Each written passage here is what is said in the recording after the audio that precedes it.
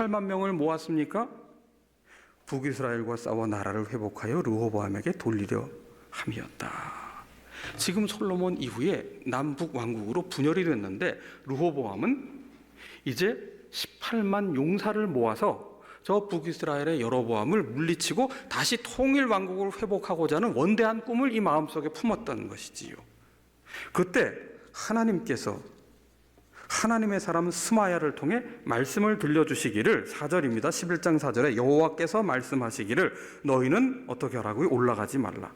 너희 형제와 싸우지 말고 각기 집으로 돌아가라. 이 말씀을 스마야를 통해 받고 어떻게 반응합니까? 4절 말미에 보세요. 여호와의 말씀을 어떻게 했다고요? 듣고 그리고 나서 돌아갔습니다. 여로보암을 치러 가던 길에서 되돌아왔다고 성경은 기록하고 있어요.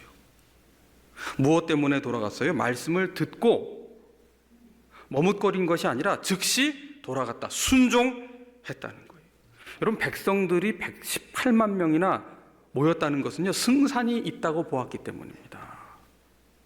그런데 다 이긴 것처럼 보이는 전쟁을, 코앞에 통일이 있는데 그것을 멈췄다. 패할 것 같아서 지금 작전상 후퇴를 한 게 아니잖아요. 이게 어떻게 가능합니까? 왕의 체면이 말이 서지 않잖아요. 그럼에도 르호보암은 어떻게 했어요? 자신의 손에 돌린 무기의 힘보다 자신을 따르는 18만 그 백성들의 용맹함보다 무엇을 의지했습니까? 하나님의 말씀의 힘을 더욱 의지했습니다. 그래서 다 무기를 내려놓고 집으로 돌아갔어요. 순종을 선택한 겁니다. 진정한 승리가 뭘까요? 여러분, 승리 중에 최고의 승리는 전쟁에서의 승리입니다. 그것처럼 영광스러운 승리가 어디 있어요? 목숨을 걸고 싸운 것이니. 그런데 오늘 본문은 우리에게 진정한 승리가 무엇인지를 알려주고 있어요. 역대하 11장 4절을 통해서 진정한 승리는 뭐냐? 목숨을 걸고 싸워 이기는 것보다 더 큰 승리는 뭐냐? 말씀에 그대로 순종하는 것이다. 그것이 진정한 승리요 가장 큰 승리의 길이라는 사실을 우리에게 이 말씀을 통해 들려주고 계시는 것입니다. 이렇게 순종한 르호보암 왕에게 하나님께서 얼마나 크신 은혜를 베풀어 주십니까? 그래서 오늘 12장 1절에 보시면 르호보암의 나라가 어떻게 됐다고요? 견고해졌고 세력은 어떻게 돼요? 강해졌습니다. 견고하고 강해졌어요. 하나님께서 함께 해주심으로, 하나님께서 은혜를 베풀어 주심으로 그 르호보암의 시대에 왕위가 견고해지고 그 세력이 강해졌습니다. 그런데 문제가 생겼어요. 1절 중반을 보세요. 그가 르호보암이 여호와의 율법을 어떻게 했어요? 버렸다. 그리고 온 이스라엘은 그것을 본받았다. 안타까운 일입니다. 하나님의 은혜를 힘입어 견고해지고 세력이 강해지자 이제 더 이상 하나님의 도우심은 필요 없는 것으로 여기고 하나님의 말씀을 하찮은 것으로 여기게 되었다. 하나님의 은혜 필요 없습니다. 저는 이제 충분히 견고하고 이제 저를 따르는 백성도 충분히 강해졌습니다. 이제 하나님 가만 계셔도 됩니다. 하나님을 헌신짝 버리듯 버렸어요. 르호보암의 교만이요 어리석음이지요. 르호보암과 백성들의 영적 타락의 현실을 적나라하게 보여주고 있는 겁니다. 여러분, 잘 나갈 때, 무엇이든 잘 나갈 때 조심해야 돼요. 큰 사고는 과속을 할 때 나는 것이지 저속으로 달릴 때는 큰 사고는 나지 않습니다. 선줄로 생각하는 자는 넘어질까 조심하라. 사도 바울을 통해 우리에게 들려주셨어요. 우리가 신바람나게 교회를 섬기려고 할 때, 열심을 내서 교회를 섬기려고 할 때, 교회를 사랑하는 마음이 정말 뜨거워질 때, 직분을 맡았을 때, 뭔가 해봐야 되겠다는 생각이 들 때, 그때가 조심해야 될 때예요. 겸손히 기도해야 될 때라는 겁니다. 르호보암은 잘 나갈 때 어떻게 했어요? 하나님을 우습게 여겼습니다. 자신을 의지했습니다. 자신의 힘을 더 돋보이게 하고자 했습니다. 이 하나님 어떻게 하세요? 애구방 시삭을 들어서 그 세력을 꺾고자 하십니다. 5절 말미에 보세요.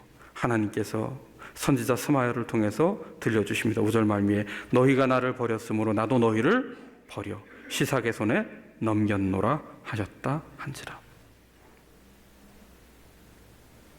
시삭이 파죽지세로 유다의 성읍을 다 빼앗고 예루살렘 코앞까지 이르게 되자 유다 방백들이 이 일로 예루살렘에 모였어요. 대책 회의를 하려고 모였습니다.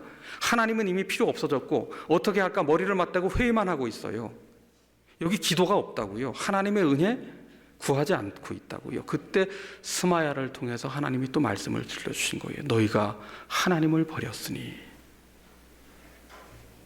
하나님께서도 너희를 버려 시삭의 손에 넘길 것이다. 그런데 그때 어떤 일이 일어납니까? 그 하나님의 말씀을 듣자마자 정신이 번쩍 난 지금 르호보암과 방백들은 6절을 보세요. 이에 이스라엘 방백들과 왕이 어떻게 합니까? 스스로 겸비하여 이르되 여호와는 의로우시다. 여호와는 의로우시다.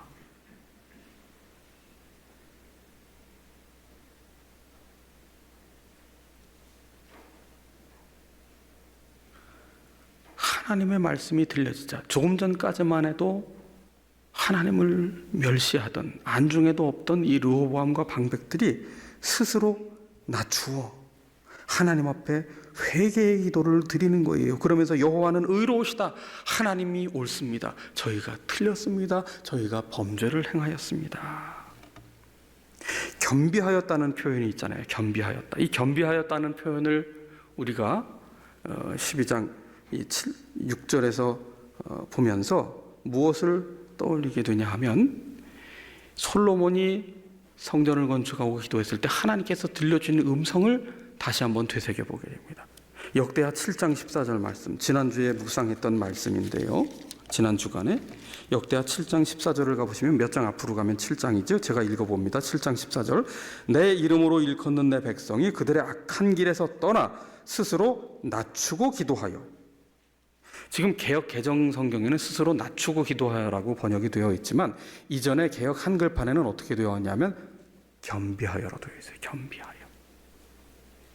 겸비하여 기도하며 낮추고 기도하여 내 얼굴을 찾으면 내가 하늘에서 듣고 그들의 죄를 사하고 그들의 땅을 고칠지라. 겸비하여 기도하면 용서하고 그 땅을 고쳐줄 것이다. 이 말씀을 솔로몬에게 들려주었는데 이것을 르호보암이 기억한 거지요. 그래서 어떻게 했어요? 겸비하여 기도하는 거예요. 그렇게 겸비하여 기도할 때 어떻게 하신다는 거예요? 역대하 7장 15절 16절 계속 제가 읽어봅니다. 이제 이곳에서 하는 기도에 내가 눈을 들고 귀를 기울이리니 이는 내가 이미 이 성전을 택하고 거룩하게 하여 내 이름을 여기에 영원히 있게 하였습니다. 내 눈과 내 마음이 항상 여기 있으리라. 하나님의 눈, 하나님의 마음, 하나님의 귀가 성전에 있을 것이다. 성전을 보배처럼 여기겠다는 거지요. 사도 바울을 통해 오늘 이 시대의 성전은 어디입니까? 우리예요. 예수님을 주님으로 고백하는 사람 한 사람 그 삶 속에 성령님께서 친히 거하신다. 움직이는 성전이에요. 우리는 예수님이 친히 성전이 되셨고 그 몸을 산재물로 들려 하나님과 우리 사이에 막힌 담을 허무셨고 이제 오늘 예수님을 주로 고백한 우리가 성전인데 우리의 눈, 우리가 성전이 되어 하나님 앞에 기도하며 하나님 앞에 겸비하여 엎드릴 때 하나님을 구할 때 하나님의 눈, 하나님의 귀, 하나님의 마음이 어디에 머문다고요? 성전된 우리에게 머문다. 그래서 스스로 낮추어 기도하며 하나님의 얼굴을 찾고 악한 길에서 떠나면 죄를 사하시고 삶의 터전인 땅을 고쳐주시겠다 약속한 거거든요. 그렇게 겸비하며 하나님의 은혜를 구하며 기도할 때 하나님께서 어떻게 하셨어요? 12장 7절로 다시 돌아옵니다. 12장 7절로 돌아오시면 여호와께서 그들이 르호보암과 방백들이 스스로 겸비함을 보신지라. 그래서 여호와의 말씀이 스마야에게 임합니다. 그들이 스스로 겸비하였으니 내가 멸하지 아니하고 저희를 조금 구원하여 나의 노를 시삭의 손을 통하여 예루살렘에 쏟지 아니하리라. 12절 봅니다. 르호보암이 스스로 겸비하였고 유다의 선한 일도 있으므로 여호와께서 노를 어떻게 했다고요? 내리지 않고 돌이키사 다 멸하지 아니하셨다. 하나님을 헌신짝처럼 버렸는데 그럼에도 겸비하여 기도하면 마음과 눈과 귀를 향하겠다는 그 약속의 말씀을 의지하여 르호보암과 방백들이 한 번 겸비하여 기도했는데 하나님은 그 불의한 왕과 백성에 대하여 노를 돌이키사 다 멸하지는 아니하셨다. 하나님의 약속대로 은혜를 구한 백성들에게 노를 돌이켜 주셨어요. 여러분 오늘 우리에게 필요한 것은 뭡니까? 동일하게 하나님의 은혜를 구하며 겸비하여 우리 스스로를 낮추어 기도하는 거예요. 그것이 이 땅을 회복하는 길, 이 땅을 살리는 길입니다. 다시 말하면 은혜가 없으면 우리는 다 죽은 것이나 마찬가지. 여러분, 코로나 때문에 죽는 게 아니에요. 은혜에서 멀어졌기 때문에, 은혜를 구하지 않기 때문에 우리의 내면이 다 죽는 거라고요. 사람은요, 죄에 중독될 수도 있고요, 동시에 의에 중독될 수도 있어요. 죄에 중독된다는 것은 익숙한데 의에 중독된다는 게 뭐냐, 지금 의아하실 텐데, 죄에 중독되건 의에 중독되건 이 둘은 모두 공통점이 있어요. 하나님과의 관계를 깨뜨립니다. 다시 말해서 은혜와 상관없는 삶을 살게 한다는 거예요. 그런 면에서 이 둘은 죄에 중독되든 의에 중독되든 이 둘은 아무 차이가 없어요. 더 나은 게 없다는 얘기예요. 그것을 극명하게 보여주는 것이 뭡니까? 누가복음 5장 15장에 있는 탕자의 비유, 집 나간 둘째 아들의 비유죠. 엄밀하게 이 탕자의 비유는 잘못된 제목이죠. 본래 제목은 뭡니까? 기다리는 아버지잖아요. 기다리는 아버지. 둘째 아들만 기다립니까? 첫째 아들도 기다리는 거예요. 그게 은혜예요. 죄인으로 대변되는 존재가 누굽니까? 둘째 아들. 의인으로 대변되는 존재가 누구예요? 첫째 아들. 이 둘에게 없는 게 뭐예요? 하나님의 은혜. 하나님은 둘 다 기다리시고 둘 다에게 은혜를 공급해 주시는 거란 말이죠. 둘째 아들은 늘 스스로 첫째 아들과 비교했어요. 늘 첫째 아들에 비하면 항상 스스로가 부족하고 모자라다고 여기는 거예요. 나는 성실하지도 못하고, 나는 인정받지도 못하고, 늘 그림자 된 모습으로 살아요. 늘 피해의식에 사로잡혀 있어요. 스스로를 사랑받지 못하는 아들이라 여기며 살았을 것입니다. 비교하는 가운데. 그래서 집을 나가기로 결심했어요. 재산을 호랑방탕한 데다 탕진합니다. 돼지 치는 자가 됩니다. 돼지가 먹는 쥐염 열매를 먹고 연명합니다. 중동지방 사람들은 돼지를 안 먹어요. 부정하다고 여기기 때문에 우리가 아무리 삼겹살에 환장을 해도 그 사람들은 다 쓰레기로 여깁니다. 지금도 그렇습니다. 그만큼 비참한 존재가 됐다는 거예요. 사람이 짐승보다 못한 존재가 됐다는 거예요. 그제서야 돌이켜 이르기를 어떤 생각을 합니까? 아버지 집에 가면 굶어 죽지는 않을 텐데 내가 아들 될 자격은 없으니 종으로라도 노예살이라도 하면서 아버지가 나를 받아주면은 죽지는 않을 것 아니겠느냐. 그러니까 집으로 돌아오면서도 한 번도 내가 아들의 자리, 아들의 신분, 아들의 대우를 받을 것이라고는 꿈도 꾸지 않은 채 터벅터벅 돌아오고 있어요. 죄인은 스스로 죄를 안다고요. 이 세상에 죄를 저지른 죄인이 죄를 모르는 경우는 없습니다. 형벌이 두려우니까, 자존심이 상하니까 거짓말을 하는 것뿐이지요. 그래서 위증을 하는 겁니다. 그런데 아버지는 어때요?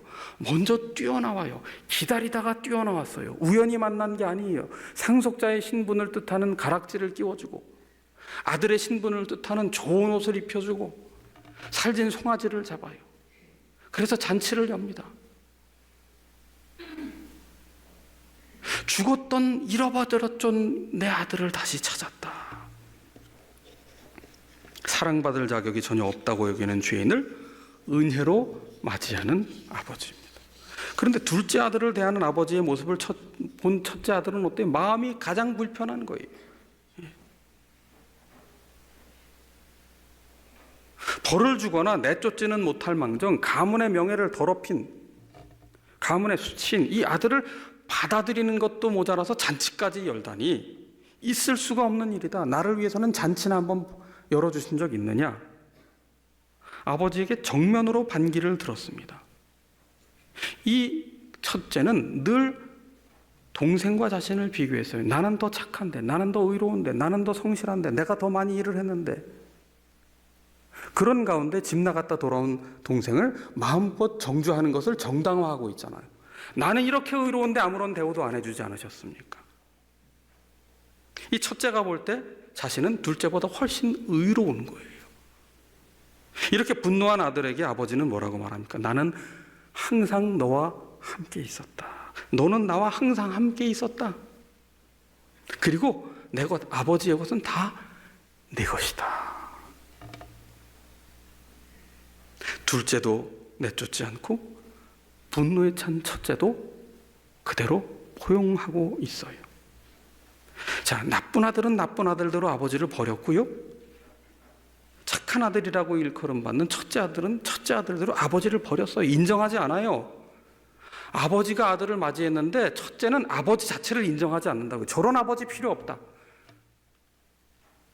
이 아들이 아버지 곁에서 일했는데 한 번이라도 기쁘게 일한 적이 있었을까요? 이런 마음을 볼 때.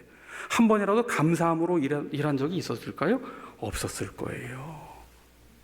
늘 나를 돋보이기 위해 나는 이렇게 착한 아들이야, 나는 이렇게 의로운 아들이야, 늘 그 속에서만 머물려는 마음에 그렇게 기쁨도 없이 감사도 없이 마치 노예살이 하듯 그냥 열심히만 일했던 거예요. 그런데 이렇게 빗나간 큰아들도 또 집 나갔던 작은 아들도 둘 다 아버지는 어떻게 해요?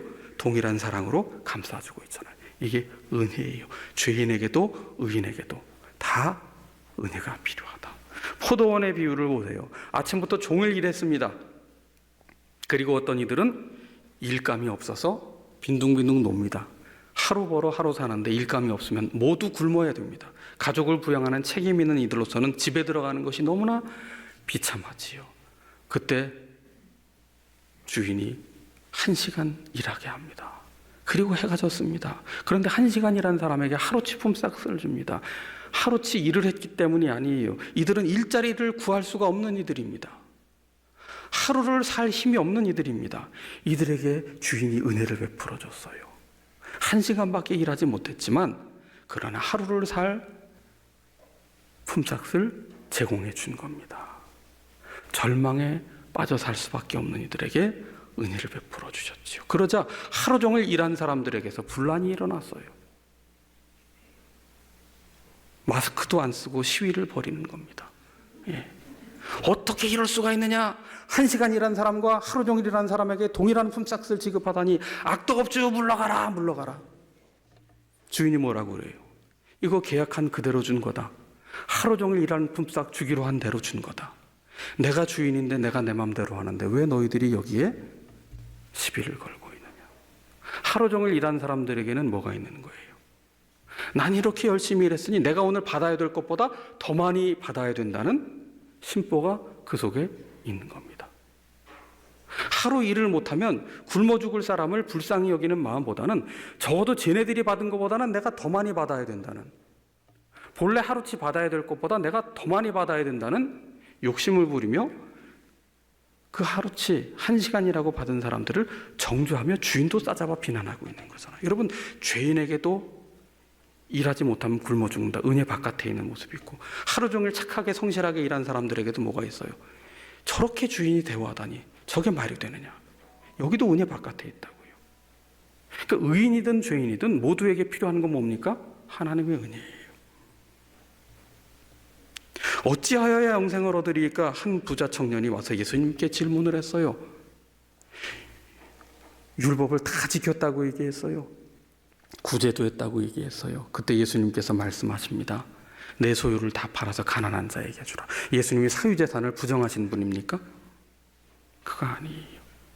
율법을 다 지켰다고 했는데 그 청년에게는 율법을 지키는 그 본래의 정신, 목적, 율법의 목적이 무언가를 상실했던 거지. 그것을 상기시켜 주신 겁니다. 율법을 준수해야 될 목적이 뭡니까? 하나님 사랑과 이웃 사랑이잖아요. 하나님 사랑과 이웃 사랑이 없이 율법을 준수하는 것은 뭡니까? 자기 의를 드러내는 방편이 될 수밖에 없는 거예요. 그래서 예수님께서는 그렇게 율법을 준수하기 위해 열심히 했던 바리새인과 서기관들, 율법학자들, 종교인들을 꾸짖으신 거예요. 화 있을진저라고. 그들이 무엇을 했습니까? 그들이 구제와 기도와 금식을 했어요. 구제와 기도와 금식은 오래전부터 경건에 이르는 훈련 방법이었습니다. 구제가 나쁜 것입니까? 기도가 나쁜 것입니까? 금식이 나쁜 것입니까? 아니에요. 문제는 뭡니까? 구제와 기도와 금식이라는 경건의 훈련조차, 율법을 지키는 것조차 다 무엇이 됐어요?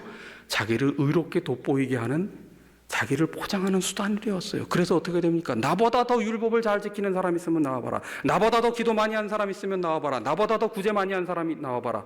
자기보다 모든 사람들을 낮추어 보고 정죄와 판단할 대상으로 여기고 있었던 것이죠. 거기 하나님의 은혜가 개입할 여지가 없어요.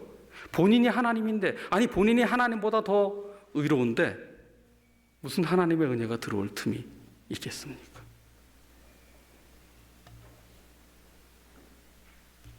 그래서 기도한다는 것은요, 하나님도 나처럼 속이 좁은 분일 것이라고 여기는 생각을 버리게 하는 거예요. 우리보다 크신 하나님, 빛 가운데 계신 하나님을 맞아들이는 거예요. 우리 속에는 뭐가 있어요? 어둠만 가득하다고요. 우리의 어둠을 몰아내기 위해 주님이 빛으로 임재하여 오시는데, 우리가 기도하면 그 주님의 빛을 마주하게 돼요. 거부할 수 없는 그 빛이 우리 속에 있는 어둠을 몰아낼 때 우리 속에서 무슨 고백을 하게 됩니까? 죄인인 나로서 주인 노릇하거나 의인인 나로서 주인 노릇하던 이 모든 것을 다 이제는 내려놓고 하나님은 하나님이시고 나는 연약한 인간입니다. 하나님의 은혜 없이는 살 수 없는 인간입니다. 이걸 고백하게 되는 거죠. 그래서 헬리나웨는 이런 말을 했습니다. 인간은 어쩌다 한 번 실수하는 존재가 아니다.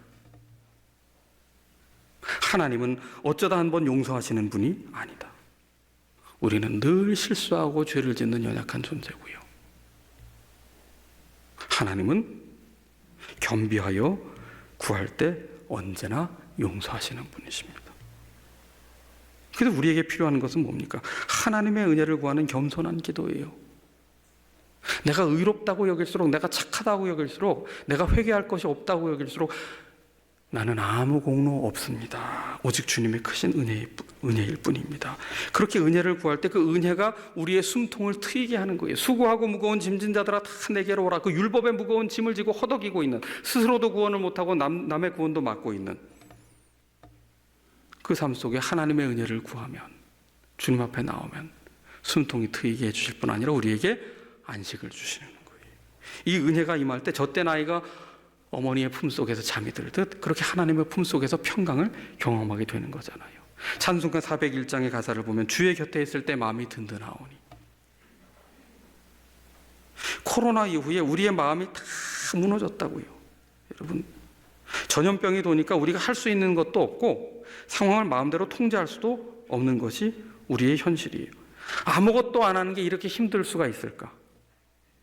지난번부터 닫았다 열었다를 반복하면서 정말 이 현장 예배를 드릴 수 없고 여러 가지 사역을 할 수 없는 게, 이 아무것도 안 하는 게 이렇게 힘들다는 것을 정말 처음으로 알게 됐는데, 이런 때일수록 마음이 무너지지 않는 게 굉장히 중요합니다.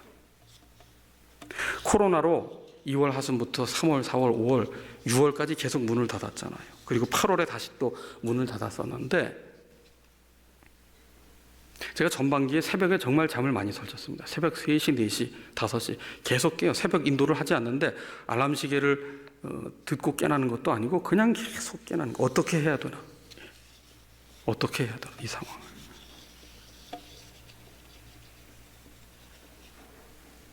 매년 출석 성도님의 수가 꾸준하게 줄어요. 꾸준하게. 돌아가시는 분, 또 요양하시는 분, 거동이 불편하신 분들, 새로 성도님들이 등록을 하셔도 이 비율이 맞지 않기 때문에 점점 줍니다. 마음이 너무나 답답한 거예요. 너무 어디에 숨고 싶고 하나님께 죄송하고 교회에 죄송하고. 그런데 이 코로나 상황 속에 아무것도 할 수 없는 상황 속에 제 마음속에 이런 울림이 속에서부터 올라왔어요. 말씀을 묵상하고 기도하는 가운데, 네가 목사라고 해서 뭐 대단한 일 할 줄 알았느냐? 겸손히 은혜를 구하며 기도로 엎드려라. 여러분, 이것 외에는 답이 없어요. 이것 외에는. 말씀과 기도 외에는 답이 없다고요. 교회 역사 2000년 동안 어떤 교회가 기억에 남는 교회입니까, 여러분? 하나님은 어떤 교회를 주목하실까요? 하나님이 주목하시는 교회는 사이즈가 아니에요. 겸손히 하나님의 은혜를 구하였느냐? 이걸 보실 거라고요. 회개 기도란 뭘까요? 르호보암 같은 죄인만 기도해야 되는 게 아니에요. 자신을 죄인으로 여길수록, 혹 의롭다 여길수록 우리가 해야 될 것은 뭡니까? 더욱 겸손히 기도하는 거예요. 그렇게 기도할 때 하나님보다 더 마음에 둔 것이 있었다면, 하나님보다 더 의지하던 것이 있었다면 그것을 내려놓고 제가 주님 곁으로 조금 더 가까이 가겠습니다. 주님께 조금 더 마음을 드리겠습니다.